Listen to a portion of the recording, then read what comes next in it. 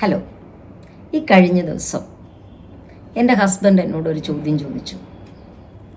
ഇനി എന്താണ് നിൻ്റെ ജീവിത ലക്ഷ്യം? അപ്പം ഞാൻ പെട്ടെന്ന് തന്നെ പറഞ്ഞു, ഇനി എനിക്കെന്താ വേറെ ജീവിത ലക്ഷ്യം? ഇനിയുള്ള കാലം സന്തോഷമായിട്ടും സമാധാനമായിട്ടും ജീവിക്കണം, അത്രയേ ഉള്ളൂ. നമുക്ക് പല ഏജിലും പല ജീവിത ലക്ഷ്യങ്ങളുണ്ട്. വിദ്യാഭ്യാസം നേടുക എന്നൊരു ലക്ഷ്യമുണ്ട്.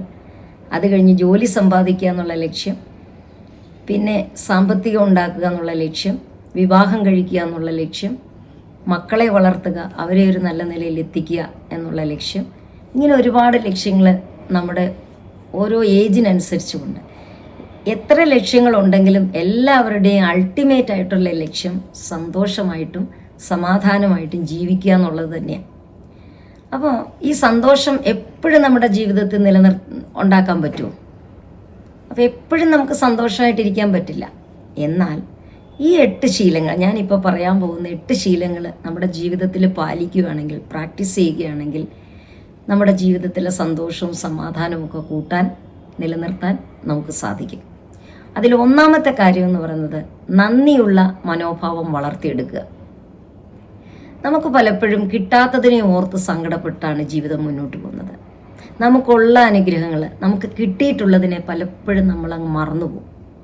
അപ്പോൾ കിട്ടാത്തതിനെ ഓർത്ത് ആവലാതിപ്പെടാതെ കിട്ടിയിട്ടുള്ള അനുഗ്രഹങ്ങളെ ഓർത്ത് നന്ദി പറയുക എന്നുള്ളതാണ് ആദ്യമായിട്ട് നമ്മൾ ചെയ്യാനുള്ളത്.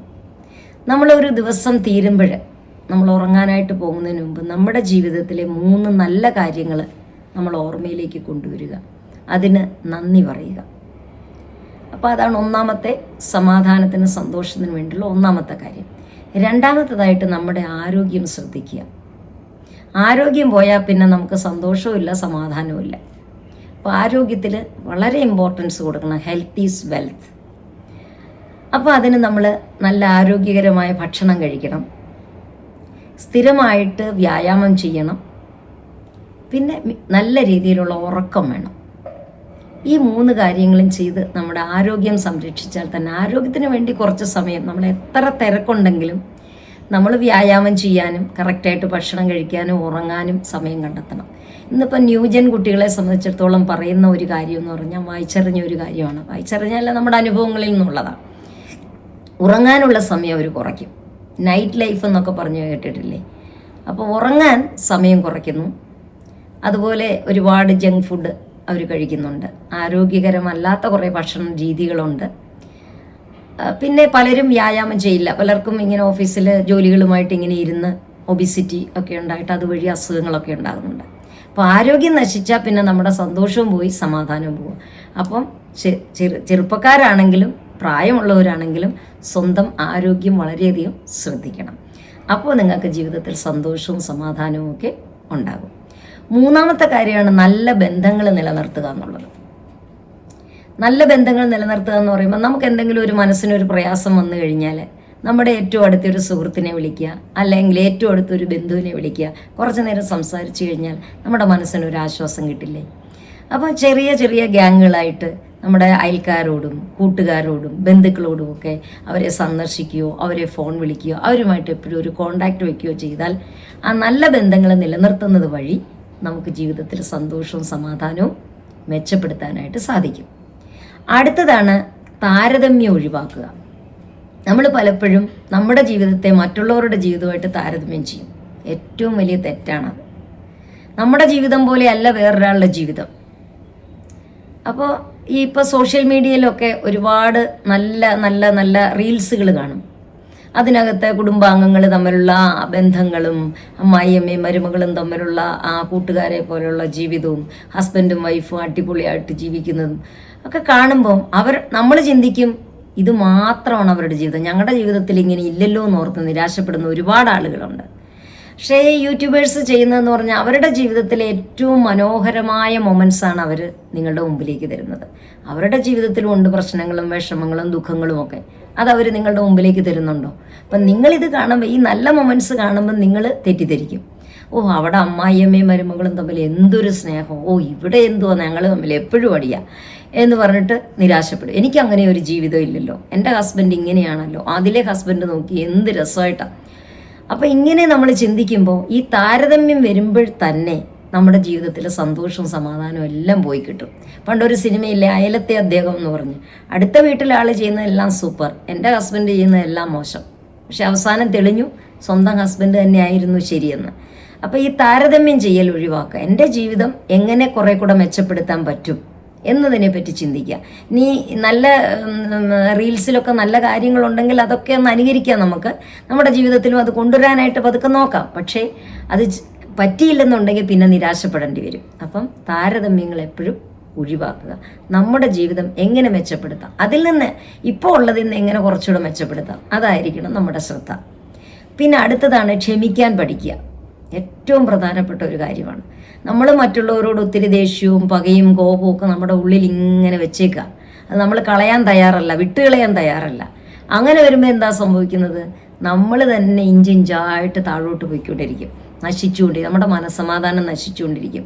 ഒരിക്കലും ഒരു സന്തോഷം നമുക്ക് ഒരാളെ പറ്റി നമ്മളിങ്ങനെ പക മനസ്സിലിങ്ങനെ വെച്ചുകൊണ്ടിരുന്നാൽ ഒരിക്കലും നമുക്കൊരു സമാധാനം ഉണ്ടാവില്ല, അയാൾ അറിയുന്നുമില്ല. അപ്പം മനസ്സുകൊണ്ടെങ്കിലും നമ്മളോട് തെറ്റ് ചെയ്തവരോട് ക്ഷമിക്കാൻ പഠിക്കുക. ഏറ്റവും പ്രധാനപ്പെട്ട കാര്യമാണ്. അടുത്തത് ഇഷ്ടമുള്ള കാര്യങ്ങൾ ചെയ്യാൻ സമയം കണ്ടെത്തുക. ഏറ്റവും പ്രധാനപ്പെട്ട കാര്യമാണ്. നമ്മൾ പലരും പ്രായമാകുമ്പോൾ എന്താണ്, ഇനി എന്ത് ചെയ്യാനാ? ചെറുപ്പക്കാരൻ ചിന്തിക്കും, ഈ ജോലിയുടെ ഇടയ്ക്ക് ഇനി ഹോബിയോ? സമയമില്ല. പക്ഷെ അതിന് വേണമെങ്കിൽ സമയം കണ്ടെത്താൻ സാധിക്കും. അപ്പോൾ ഇഷ്ടമുള്ള കാര്യങ്ങൾ ചെയ്യാൻ, ചിലർക്ക് വായനയോട് ഇഷ്ടമാണ്, അതിനൊരു സമയം കണ്ടെത്തണം, എങ്ങനെയെങ്കിലും കണ്ടെത്തിയേ പറ്റുള്ളൂ. ചിലർക്ക് എക്സസൈസ് ചെയ്യുന്നത് ഇഷ്ടമാണ്, ജിമ്മിലൊക്കെ പോകുന്നത് ഇഷ്ടമാണ്, അതിന് സമയം കണ്ടെത്തുക. അതുപോലെ തന്നെ ചിലർക്ക് നമ്മൾക്ക് പ്രായമാകുമ്പോൾ കൃഷിയോട് താല്പര്യമുള്ളവരുണ്ട്. ചെറുപ്പക്കാർക്കുണ്ട് കുറച്ച് ആൾക്കാർക്ക് കൃഷിയോട് താല്പര്യം. അപ്പോൾ എന്തെങ്കിലുമൊക്കെ കൃഷി ചെയ്തുണ്ടാക്കുക, അതൊരു പൂവിട്ടു, അതിലൊരു കായിട്ടു, അത് കാണുമ്പോൾ ഒരു സന്തോഷമാണ്. ഞാൻ അങ്ങനെ ചെയ്യാറുണ്ട്. കൃഷിയിൽ ഞങ്ങൾ സന്തോഷം കണ്ടെത്തും. കൃഷി എന്ന് പറഞ്ഞാൽ വലിയ കൃഷി രീതിയിലൊന്നുമല്ല, ചെറിയൊരു പഴത്തോട്ടം അല്ലെങ്കിൽ ഒരു പച്ചക്കറിത്തോട്ടം ഒക്കെ നട്ടുണ്ടാക്കി അതിലൊരു സന്തോഷം കണ്ടെത്തുന്ന ആൾക്കാരുണ്ട്. അതുപോലെ തന്നെ പാട്ടിനെ ഇഷ്ടപ്പെടുന്നവരുണ്ട്, പാട്ട് പാടാനും പാട്ട് കേൾക്കാനും. ഇതിലൊക്കെ പ്രധാനപ്പെട്ടതാണ് യാത്രകൾ ചെയ്യുക. ഇപ്പം ഇഷ്ടം പോലെ ഗ്രൂപ്പുകളുണ്ട്. സ്ത്രീകൾ മാത്രമായിട്ട് ടൂറുകൾ പോകുന്നുണ്ട്, പുരുഷന്മാർ മാത്രമായിട്ട് പോകുന്നുണ്ട്, കുടുംബാംഗങ്ങളെല്ലാം കൂടെ ചേർന്ന് പോകുന്നുണ്ട്, ഫാമിലി ഗ്രൂപ്പുകളായിട്ട് എല്ലാവരും യാത്രകൾ ചെയ്യുന്നുണ്ട്. ഇന്ന് പണ്ടത്തേതിലധികമായിട്ട് ആളുകൾ കൂടുതൽ യാത്രകൾ ചെയ്യുന്നുണ്ട്. യാത്രകളിൽ കൂടെ നമുക്ക് ഒരുപാട് അറിവുകളും കിട്ടുന്നുണ്ട്, മനസ്സിന് ഒരുപാട് സന്തോഷം. മറ്റുള്ള സ്ഥലങ്ങളിൽ പോവുകയും അവിടെ എല്ലാം ആസ്വദിക്കുകയും പിന്നെ ഈ പോകുന്ന ഗ്യാങ്ങിൻ്റെ അവർ തമ്മിലുള്ള അറ്റാച്ച്മെൻറ്റ്, ഇതെല്ലാം നമുക്ക് ഒത്തിരി സന്തോഷം തരും. ഇങ്ങനെയുള്ള കാര്യങ്ങളൊക്കെ ചെയ്യാൻ സമയം കണ്ടെത്തണം.